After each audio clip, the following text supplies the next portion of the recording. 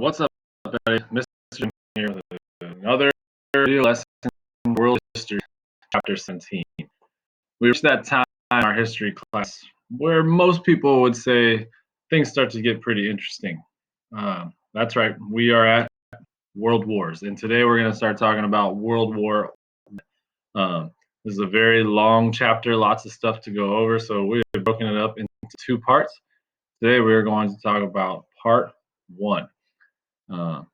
This war was very interesting and a very big deal at the time, as it started as just a simple, nondescript conflict between Austria-Hungary and Serbia. And you'll see at the end of this, it quickly turned into one of the biggest wars in history, which is why for a long time it was known as the Great War. Now we simply call it World War I. So,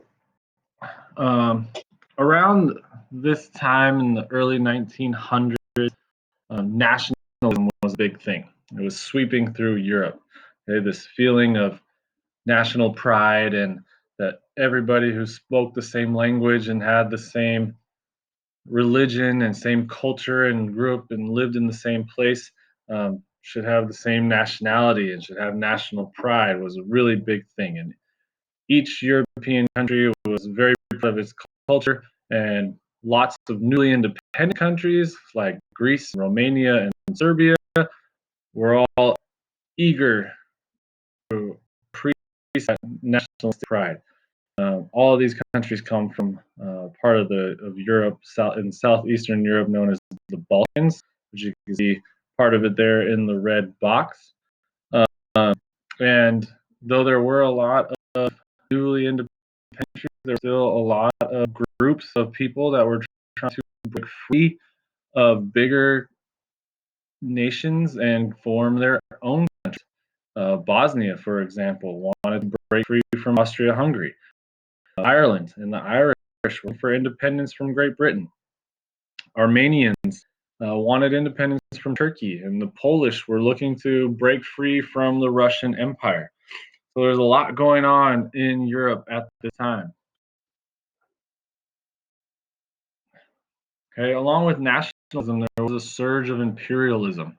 Okay, lots of the more established, bigger nations throughout Europe were fighting for control of foreign countries and began little rivalries with one another, trying to race through and gain control of these other countries.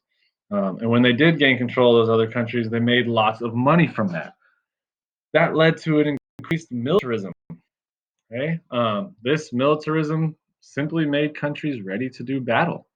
There was new industrialization, which created new materials for warfare, which resulted in an arms race.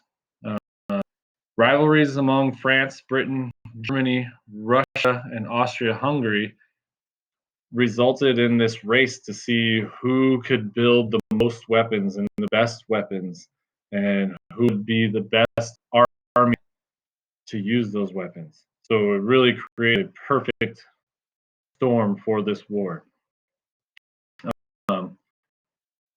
As countries started to build the military and they started to see how other countries were with their own military, they started to pick teams or form alliances, promising to have each other back if and when things got rough.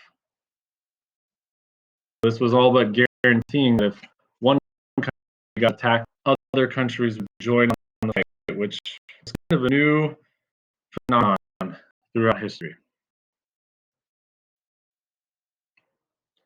So you see here the four main reasons why World War I began, or at least the lead up to World War I, why things were perfect for it, is kind of this mnemonic device. And they are the main reasons. You got militarism, alliances, imperialism, and nationalism. That's important to remember. They built this perfect stew, just ready to go, and all it needed was a spark or a trigger, and we'll get to that in a second.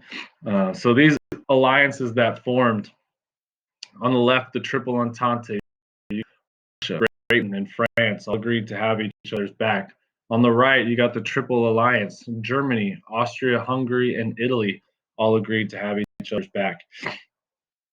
So you got all these big militaries, you got these alliances forming. You have already some rivalries going between countries like France and Germany, Great Britain and Germany, Russia, Hungary and Germany, and they're already not liking each other. And it built up this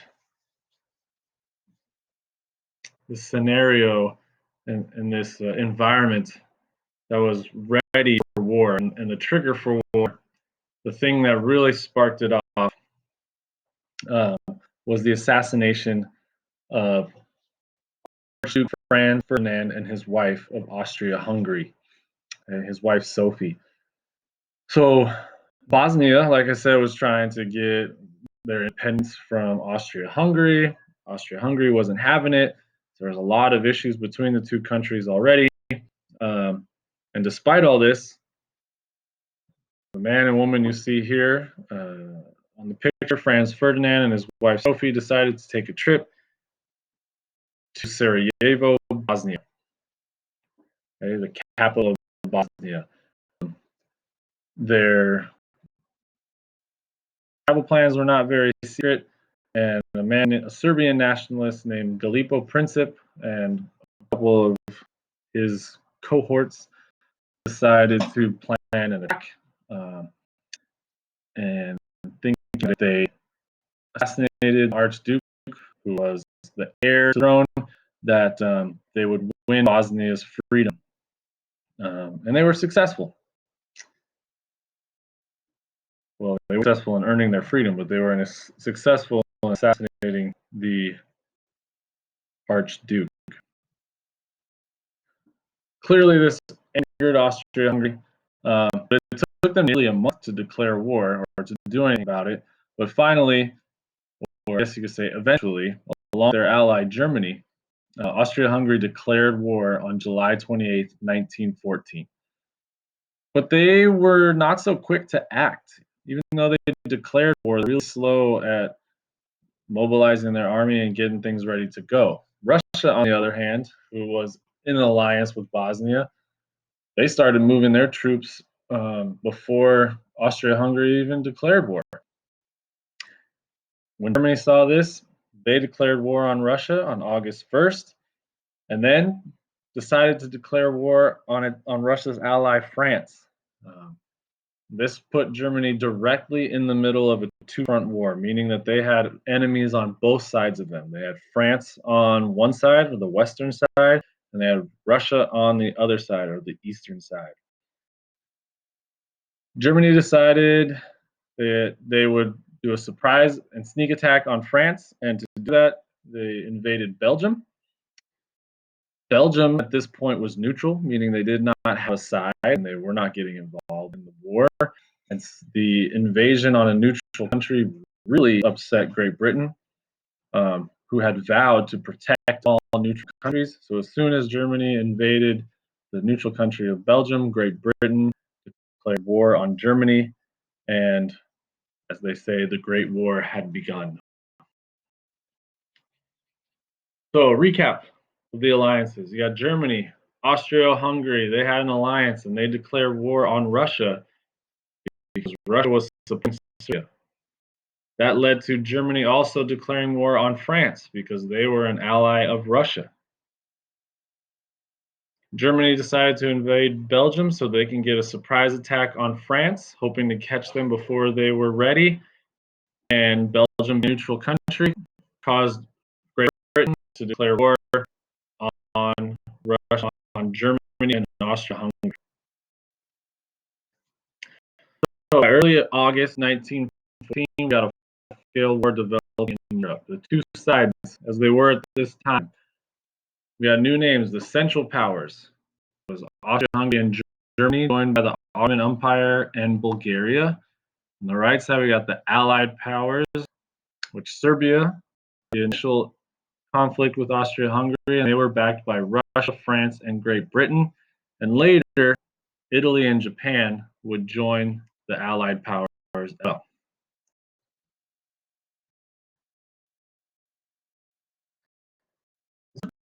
of World War I, the first Battle of the Marne, and that didn't take place until September 6, 19, and lasted about 6 days. So the French and the British were able to defeat the Germans near the Marne River, stopping them from taking Paris. Both armies employed a new kind of warfare, now called trench warfare. We'll get into this a little bit later, but it was the first time that trenches were really used, and they're basically giant holes in the ground for soldiers to protect themselves. So here we got my own created diagram of what a trench might look like. So on the back of all trenches, you have your artilleries or your giant cannons that fire over the heads of the soldiers into enemy trenches.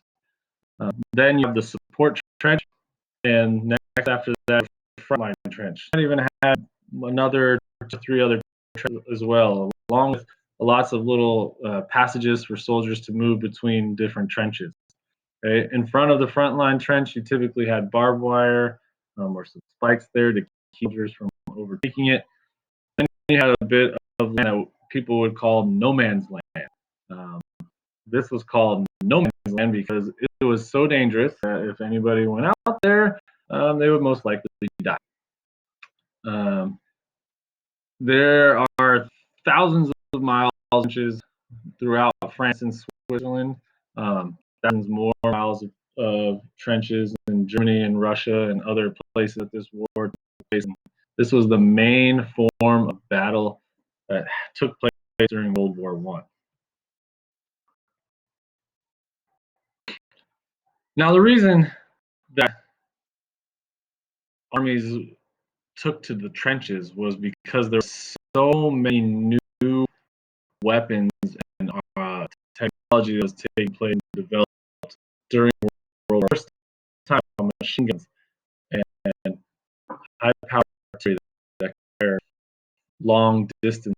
We saw the use of poison gas. We saw the development of submarines, airplanes. Was the first time that they really got involved in wars, and armored tanks, first used by the British in 1916, really made it so that the old ways of lining up in a row and firing upon each other just would not have been a smart choice. So they decided to do ditches and line up in a row and fire at each other.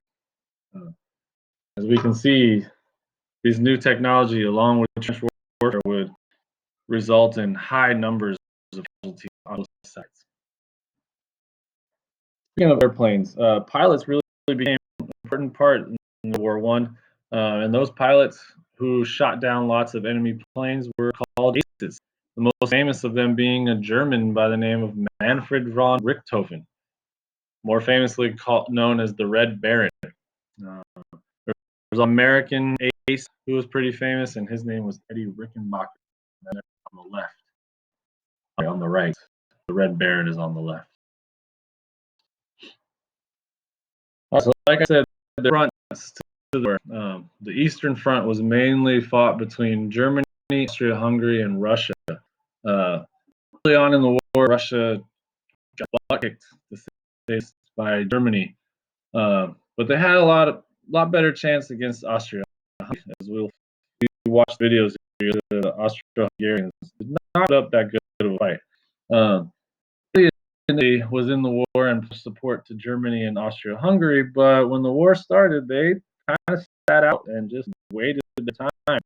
It wasn't until the Germans began using submarine warfare on civilian ships that Italy joined the sides of the Allied powers in May 1915. So Italy kind of switched sides. In 1916, right? There's lots of fighting in 1915, but really this picked up was in 1916, the second year of the war. Both sides here experienced just the real tragedies of war in the Western. On February of 1916, Germany attacked the city of Verdun, France, hoping that a successful attack would really crush the French while raising the spirits of the German. Unfortunately for the Germans, the attack failed, and they lost nearly as many lives as the French. In total, there was about 700,000 soldiers were killed in that battle. So not casualties, deaths. In July of 1916, the Allies launched an attack on German army near the Somme River in France. This battle lasted for more than 3 months. I don't know if you can imagine that, being in a battle for 3 months. Neither side were victorious. In fact, the Allies decided to call off their attack in November, and at that time there were almost 1 million casualties from that battle alone. One of the deadliest of that war. So also during this time, while Germany is fighting, France and Great Britain and Russia, they are also trying to keep the United States from sending supplies to Great Britain and France. And so they're using their U-boats or the German submarines attack cargo ships that are coming over from the United States, that are coming over from South America. And they had already sunk a couple of ships before this. And on May 17th, 1915, they sink a British, what they thought was a British ship named the Lusitania. There were 1,000 passengers, over 1,000 passengers on that ship, including 100 Americans that were killed. This resulted in a strong anti-German sentiment in the United States, with lots of calls for the United States to join the war. It wasn't until 1917, though, that the United States actually got involved when they found an intercepted a telegram from a German general named Zimmermann, which was essentially a proposal from Germany to Mexico to try to get the two countries to form an alliance, and hoping that Mexico waged war against the United States, which Mexico turned down. This was the last straw for the Americans, and finally, April 2nd of 1917, the U.S. declared war on Germany and joined World War I. We officially call it a world war, as countries from multiple continents were getting involved in this war. And that brings us to the end of part one. We'll talk more about World War I and what happens when the United States gets involved. There are 3 videos that you could check out. We got this one here on Crash Course, a great overview of the reasons for World War I. And then we got 2 history TVs, which are really interesting videos to check out. This first one talks about the year 1915, all troop movements that took place, all the battles, all the casualties, and got some really good videos and pictures and graphics on there, so check that one out. And then we got the second one that is just an entire video dedicated to the Battle of the Somme, that won almost 1 million casualties took place. So check those videos out. Use these slides to complete the 3 activities that we got for part 1, and I'll see you guys next week.